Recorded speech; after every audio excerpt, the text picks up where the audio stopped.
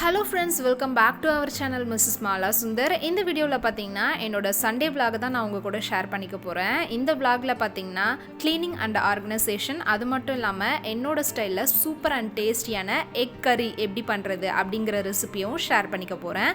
இப்போ வாங்க வீடியோக்குள்ளே போகலாம். கேஸ் மேலே ஒரு பேன் வந்து வச்சுக்கிறேன். இந்த பேன் வந்து நல்லா ஹீட் ஆயிருச்சு. இப்போ இதில் வந்து 3 டீஸ்பூன் கிட்ட கடலெண்ணெய் ஆட் பண்ணிக்கிறேன். எண்ணெய் பார்த்திங்கன்னா நமக்கு நல்லா சூடாயிருச்சு. இதில் 1/2 டீஸ்பூன் கிட்ட சோம்பு ஆட் பண்ணிக்கிறேன். இந்த சோம்பு வந்து நமக்கு நல்ல கோல்டன் ப்ரௌன் கலரில் ஃப்ரை ஆகி வரணும். அதே சமயத்தில் தீஞ்சும் போகக்கூடாது. லைட்டாக இதை ஃப்ரை பண்ணி விட்டுக்கிறேன். இப்போ இதில் வந்து ஒரு 7-8 பல் பூண்டு தட்டி எடுத்து வச்சுருக்கேன். அதையும் சேர்த்து கோல்டன் ப்ரௌன் கலர் வர வரையும் ஃப்ரை பண்ணிக்கிறேன். இப்போ இதில் ஒரு 5 பச்சை மிளகாய் நடுவில் கீரி ஆட் பண்ணிக்கிறேன். உங்களோட காரத்துக்கு ஏற்ற மாதிரி நீங்கள் வந்து பச்சை மிளகாய் ஆட் பண்ணிக்கோங்க. எனக்கு வந்து பர்சனலாக பச்சை மிளகாய் சாப்பிட்றது ரொம்பவும் பிடிக்கும், என்னோட ஃபேவரெட். ஸோ நான் வந்து 5 பச்சை மிளகாய் ஆட் பண்ணியிருக்கேன். இப்போ இதையுமே ஆயிலில் நல்லா ஃப்ரை பண்ணிக்கிறேன். இப்போ இதில் ஒரு கொத்து கருவேப்பிலை ஆட் பண்ணிக்கிறேன். அதையுமே ஆயிலில் வந்து நல்லா ஃப்ரை பண்ணிக்கலாம். இப்போ இது எல்லாமே நல்லா ஃப்ரை ஆயிருச்சு. 2 பெரிய வெங்காயம் குட்டி குட்டியாக சாப் பண்ணி வச்சுருந்தேன். அதையும் சேர்த்து நல்லா கோல்டன் ப்ரௌன் கலர் வர வரையும் ஃப்ரை பண்ணிக்கிறேன்.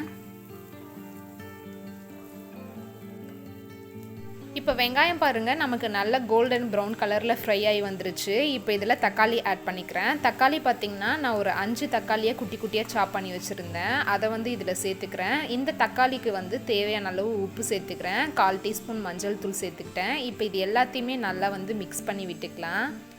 இப்போ இந்த தக்காளி பார்த்திங்கன்னா நமக்கு நல்லா குழஞ்சி வதங்கி வரணும்.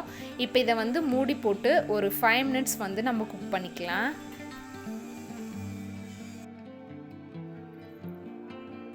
இப்போ நம்ம இதை ஓப்பன் பண்ணி பார்க்கலாம். தக்காளி பாருங்கள் நமக்கு நல்லா குழஞ்சி வதங்கி வந்திருக்கு. ஒன்ஸ் இதை நான் நல்லா மிக்ஸ் பண்ணி விட்டுக்கிறேன்.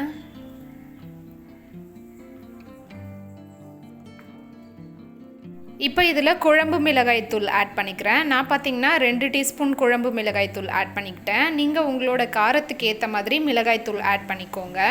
இப்போ இந்த மிளகாய்த்தூளோட பச்சை ஸ்மெல் போகிற வரையும் நம்ம வந்து நல்லா வதக்கிக்கலாம்.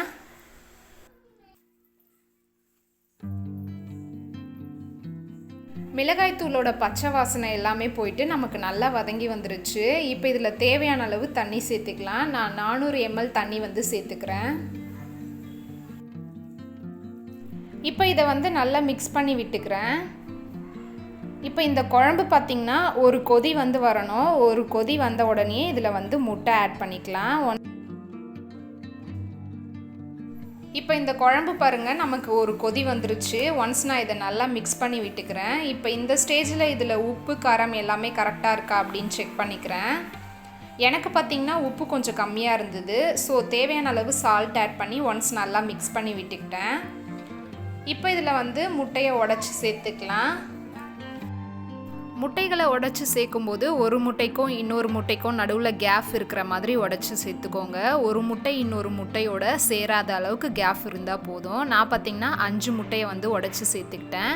இப்போ இதுக்கு மேலே கொத்தமல்லி இலைகளை கொஞ்சமாக தூவி விட்டுக்கிறேன். இந்த ஸ்டேஜில் கொத்தமல்லி இலைகளை தூவி விட்டிங்கன்னா குழம்போட அரோமா வந்து ரொம்பவும் சூப்பராக இருக்கும். இப்போ நம்ம இதை மூடி போட்டு ஒரு 5 மினிட்ஸ் வந்து குக் பண்ணிக்கலாம். இப்போ நம்ம இதை ஓப்பன் பண்ணி பார்க்கலாம். பாருங்கள் முட்டைகள் எல்லாமே தனித்தனியாக நல்லா வெந்து வந்திருக்கு. அது மட்டும் இல்லாமல் முட்டை வந்து சைட்லேயும் ஒட்டலை அடியிலையும் ஒட்டலை, எல்லாமே தனித்தனியாக நல்லா வெந்து வந்திருக்கு. இவ்வளோதான் ஃப்ரெண்ட்ஸ். இப்போ பார்த்திங்கன்னா நமக்கு சூப்பரான உடைத்து ஊற்றிய முட்டை குழம்பு வந்து ரெடி ஆயிருச்சு. இதுக்கு மேலே கொஞ்சமாக கொத்தமல்லி இலைகளை தூவி விட்டு கேஸும் ஆஃப் பண்ணிடுறேன். இந்த முட்டை கறி பார்த்திங்கன்னா தோசை, இட்லி, ரைஸ், சப்பாத்தி இதோடலாம் காம்பினேஷன் வந்து ரொம்பவும் சூப்பராக இருக்கும். கண்டிப்பாக உங்கள் வீட்டில் ஒன்ஸ் ட்ரை பண்ணி பாருங்கள். இன்றைக்கோட ஆஃப்டர்நூன் லஞ்ச் பார்த்திங்கன்னா ஒயிட் ரைஸ் வித் உடைத்து ஊற்றிய முட்டை குழம்பு இதுதான்.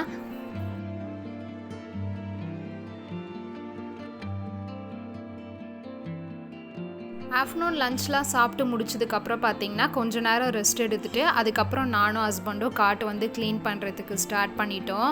காட் க்ளீன் பண்ணுறதுக்கு முன்னாடி அதுக்கு மேலே இருந்த மேட்ரஸ் எடுத்துகிட்டு போய் வெயிலில் வந்து காய வச்சாச்சு.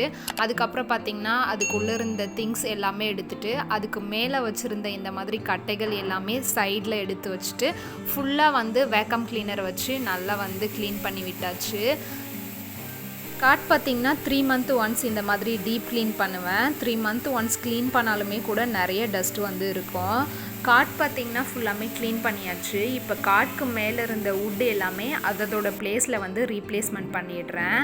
இப்போ காட்க்கு அந்த சைடில் பார்த்திங்கன்னா நிறைய டஸ்ட் இருக்குது. காட்டை வந்து கொஞ்சம் இந்த சைடு தள்ளிட்டு அந்த சைடில் இருந்த டஸ்ட் எல்லாமே வேக்கம் கிளீனர் வச்சு க்ளீன் பண்ணிட்டேன். காட்டோட சைட்லேயும் ஹெட் சைட்லேயும் இருந்த எல்லா டஸ்ட்டையும் வேக்கம் கிளீனர் வச்சு க்ளீன் பண்ணியாச்சு. கையோட ஹஸ்பண்ட் வந்து மாப் போட்டு விட்டார். மாப் போட்ட இடத்துல வந்து கொஞ்சம் ட்ரை ஆகணும். ட்ரை ஆன பிறகு கட்டில் வந்து சைடில் வந்து தள்ளி வச்சுட்டு அதுக்கப்புறம் தான் கட்டிலுக்குள்ளே எல்லாமே ஆர்கனைஸ் பண்ணணும். பாப்பா பாருங்கள், நான் 3 பாக்ஸ் எடுத்துகிட்டு வந்து வச்சுட்டு அப்படி போன உடனே ஒரு பாக்ஸை தூக்கிட்டு ஓடியாச்சு. இப்போ இந்த பிளேஸ் வந்து ட்ரை ஆகிற வரை கொஞ்சம் நேரம் வந்து ரெஸ்ட் எடுத்துகிட்டு மீத ஒர்க்கை வந்து அதுக்கப்புறம் தான் ஸ்டார்ட் பண்ண போகிறோம்.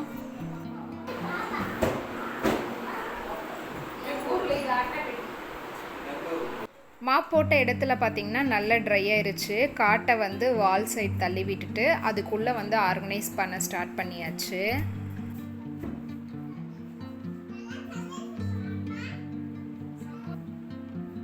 இந்த 4 பேக்லேயுமே பார்த்திங்கன்னா எங்களோட புக்ஸ் தான் இருக்குது. 2 பேக்கில் இருக்கக்கூடியது வந்து என்னோடய ஹஸ்பண்டோட புக்ஸு, 2 பேக்கில் இருக்கக்கூடியது என்னோடய புக்ஸு.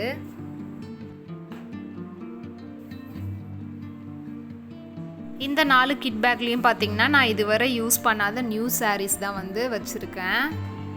பாப்பா தூக்கிட்டு வந்த இந்த பாக்ஸில் பார்த்திங்கன்னா எக்ஸ்ட்ரா இருக்கக்கூடிய கோமு, சோப்பு டப்பா, முகம் பார்க்குற கண்ணாடி இதெல்லாம் தான் ஆர்கனைஸ் பண்ணி வச்சுருந்தேன். இந்த பிங்க் கூடையில் பார்த்திங்கன்னா எதுவுமே ஆர்கனைஸ் பண்ணல, எம்டியாக தான் இருக்குது. எனக்கு தேவைப்படும் போது அதை நான் எடுத்து யூஸ் பண்ணிப்பேன். இப்போ இந்த கட்டில் கடியில் எல்லாமே ஆர்கனைஸ் பண்ணி முடிச்சாச்சு. கட்டிலுக்கு மேலேயும் பார்த்திங்கன்னா மேட்ரஸ் போட்டு பெட் மேக்கிங்கும் நீட்டாக பண்ணி முடிச்சாச்சு. இப்போ பார்த்திங்கன்னா காட்டு பெட்டு இது ரெண்டுமே நல்லா டீப் க்ளீன் ஆகிடுச்சு. இதுக்கப்புறம் பார்த்திங்கன்னா எங்களோட ஸ்லிப்பர்ஸ் எல்லாமே ஆர்கனைஸ் பண்ணி வைக்க போகிறேன். அதுக்காக பார்த்திங்கன்னா நான் வெசல்ஸ்லாம் ஆர்கனைஸ் பண்ணி வச்சுருக்கேன். இந்த ஸ்டாண்டை வந்து யூஸ் பண்ணி தான் ஆர்கனைஸ் பண்ண போகிறேன். இந்த ஸ்டாண்ட் பார்த்திங்கன்னா நான் மைக்ரோ ஓவனுக்காக வாங்கினது. ஃபஸ்ட்டு பார்த்திங்கன்னா மைக்ரோ ஓவன் வந்து ஆர்கனைஸ் பண்ணி வச்சுருந்தேன். அதுக்கப்புறம் வெசல்ஸ்லாம் ஆர்கனைஸ் பண்ணுறதுக்கு யூஸ் பண்ணேன். அட் லாஸ்ட் இப்போ பார்த்திங்கன்னா ஸ்லிப்பர் வந்து ஆர்கனைஸ் பண்ணுறதுக்காக யூஸ் பண்ண போகிறேன். இந்த ஸ்டாண்ட் பார்த்திங்கன்னா ஒன்றுக்கு மேலே ஒன்று வந்து நம்ம ஃபிக்ஸ் பண்ணி வச்சுக்கணும். இது மொத்தம் 3 லேயர் வந்து நமக்கு வரும். நான் ஆல்ரெடி ஒரு ஸ்டாண்டை வந்து இங்கே வச்சு அதுக்கு மேலே ஒரு ட்ரே வச்சு க்ளீனிங் எசென்ஷியலெல்லாம் ஆர்கனைஸ் பண்ணி வச்சுருந்தேன். இப்போ 3 ஸ்டாண்டையுமே ஒன்றுக்கு மேலே ஒன்று 3 லேயராக அடுக்கி அதில் வந்து ஸ்லிப்பர் வந்து ஆர்கனைஸ் பண்ண போகிறேன். இப்போ இந்த செல்ஃப் பார்த்திங்கன்னா ஃபுல்லாக ஃபிட் பண்ணியாச்சு. இந்த செல்ஃப்க்கு மேலே லைனர் போடுறதுக்காக நான் கார்ட்போர்ட் பாக்ஸ்லேருந்து 2 ஷீட்டு வந்து கட் பண்ணி வச்சுருக்கேன். அதை வந்து இதுக்கு மேலே போட்டுக்கிறேன். இப்போ கீழே இருக்கக்கூடிய செல்ஃபில் பார்த்திங்கன்னா என்னோடய ஹஸ்பண்டோட ஷூ வந்து ஆர்கனைஸ் பண்ணிக்கிறேன். அதுக்கு பக்கத்தில் என்னோடய ஸ்லிப்பர்ஸ் வந்து ஆர்கனைஸ் பண்ணிக்கிறேன். செகண்ட் செல்ஃபில் பார்த்திங்கன்னா பாப்பாவோட ஷூஸ் அண்ட் ஸ்லிப்பர்ஸ் எல்லாமே ஆர்கனைஸ் பண்ணிக்கிறேன்.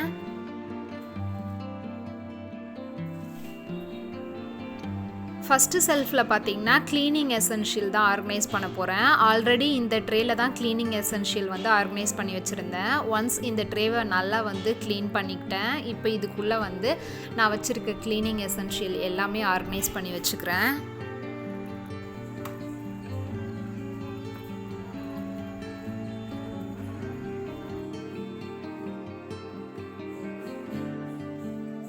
இந்த சோப் ஸ்டாண்டு பார்த்திங்கன்னா நான் சென்னையில் ஒர்க் பண்ணிகிட்டு இருக்கும்போது ஹாஸ்டலில் இருந்தேன். அப்போ வந்து வாங்கினேன். 2019 வாங்கினது. கிட்டத்தட்ட 4 years ஆகுது. இதோட நிலமையை பாருங்கள். லாஸ்ட் ஒரு 5 months தான் இது நல்ல டேமேஜ் ஆயிடுச்சு. அதை வந்து டிஸ்கார்ட் பண்ணிட்டேன். இப்போ இந்த ட்ரேயில் க்ளீனிங் எசென்ஷியல் ஃபுல்லாமே ஆர்கனைஸ் பண்ணி முடிச்சாச்சு. ஓவரால் இந்த செல்ஃப் ஃபுல்லாமே ஆர்கனைஸ் பண்ணி முடிச்சதுக்கப்புறம் இதோட ஓவர் லுக் வந்து இந்த மாதிரி தான் இருக்குது. இவ்வளோதான் ஃப்ரெண்ட்ஸ். இந்த வீடியோ வந்து இதோட நான் முடிச்சுக்கிறேன். என்னோடய வீடியோஸ் உங்களுக்கு பிடிச்சிருந்தா மறக்காமல் சேனலை சப்ஸ்கிரைப் பண்ணி லைக் பண்ணி ஷேர் பண்ணி சப்போர்ட் பண்ணுங்கள். இதோட நெக்ஸ்ட் ஒரு சூப்பரான யூஸ்ஃபுல்லான வீடியோவோட நான் உங்களை மீட் பண்ணுறேன். Take care. பாய் பாய்.